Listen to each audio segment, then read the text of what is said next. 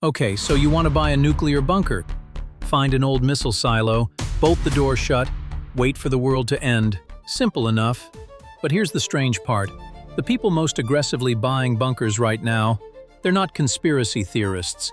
They're not people who live in the woods. They're the same Silicon Valley founders, hedge fund managers, and tech billionaires who just spent last week on a yacht in Monaco. And they're not buying bunkers because they think the world is ending. They're buying them for the same reason they buy anything else. By the end of this video, you'll know exactly how this market works. How much a bunker actually costs, from $15,000 to $300 million, and why those two numbers exist in the same industry. Why the people who build these things have figured out something most real estate developers never will. And why buying a bunker might be the only purchase in history where the worse the news gets, the more your asset appreciates. There are three completely different bunker markets, and they have almost nothing in common except the word underground. Tier 1, the Cold War relic, $15,000 to $750,000.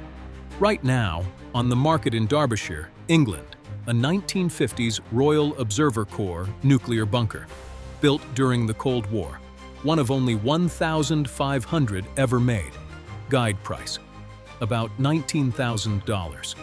For that money, you get a concrete room underground, a telephone from 1962, and the original instructions for equipment that no longer exists. In Kansas, you can buy a raw Atlas missile silo, 182 feet underground, 52-foot diameter, 18 potential floors of empty space, for $1.3 million. The US government spent tens of millions building it in 1960. You get it for the price of a Manhattan one-bedroom. In Pennsylvania, a Cold War AT&T communications bunker, 5,800 square feet, 4 bedrooms, 4 bathrooms, built in 1968, hit Zillow in February 2026 for $1,999,900. Tier 2, the purpose-built private bunker, $50,000 to $5 million. This is where the industry gets interesting. In South Dakota, in the Black Hills, there are 575 concrete military bunkers spread across 18 square miles of former Army munitions depot. A company called Vivos bought the whole thing and turned it into what they call the world's largest survival community, Vivos xPoint. Each bunker is 26 feet wide, 80 feet long, about 2,100 square feet. Built by the Army Corps of Engineers to withstand a 500,000-pound internal blast. The price, $55,000 up front, plus $1,091 a year in ground rent for 99 years. Somewhere in Kansas, 200 feet underground inside a decommissioned nuclear missile silo, the Survival Condo Project.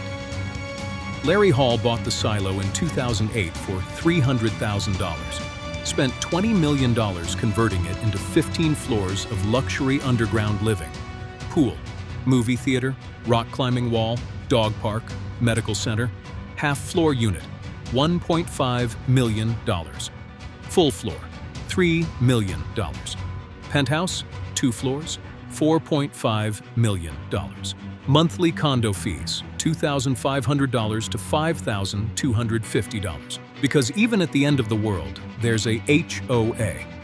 The first silo sold out within months of listing. Hall is now converting a second one nearby. Tier 3, the ultra-luxury survival campus, $10 million to $300 million. In January 2025, a company called SAFE announced a project called AIRI, a network of luxury bunker communities across 50 US cities, 1,000 locations planned worldwide. AI-powered healthcare, robotic staff, members only. Total project value, $300 million. This is not a bunker anymore. This is a parallel civilization designed from day one for people who expect not to share it with you. Here's what nobody tells you when you start pricing bunkers. The bunker itself is the cheapest part. Larry Hall bought his missile silo for $300,000. He spent $20 million converting it. That's a 66 times cost multiplier before he sold a single unit. And that's before the recurring costs that start the day you own it. A serious private bunker requires a ventilation and air filtration system rated for nuclear, biological, and chemical events.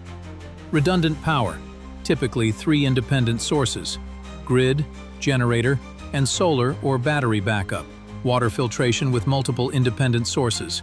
Food storage, a year minimum, 5 years if you're serious. Communications equipment that functions when surface infrastructure is gone. Security, because when things go wrong above ground, the people without bunkers will know exactly where the people with bunkers are. And then there's the one cost nobody advertises. A bunker that sits unused for 5 years without active maintenance is not a bunker. It's an expensive hole. The air filtration degrades, seals fail, backup systems corrode. Diesel generators need to run regularly or they won't start when you need them. The food rotates on a schedule or it becomes worthless. Owning a serious bunker is closer to owning a yacht than owning a house. It requires constant upkeep whether you use it or not. Now here's the part that breaks people's brains. Bunkers have appreciated, not in a modest, inflation-adjusted way, in a way that tracks almost perfectly with geopolitical anxiety. Vivos reported a massive surge in inquiries in early 2022, right after Russia invaded Ukraine. Another spike in late 2024. The market itself was worth $137 million in 2023 and is projected to reach $175 million by 2030. Think about the asset logic for a moment. Most luxury goods depreciate. A Lamborghini loses 20% the day you drive it off the lot. Art is illiquid and fashionable. Real estate is tied to geography and zoning. A well-positioned bunker is different. Its value goes up every time a missile test makes the news, every election cycle, every international incident.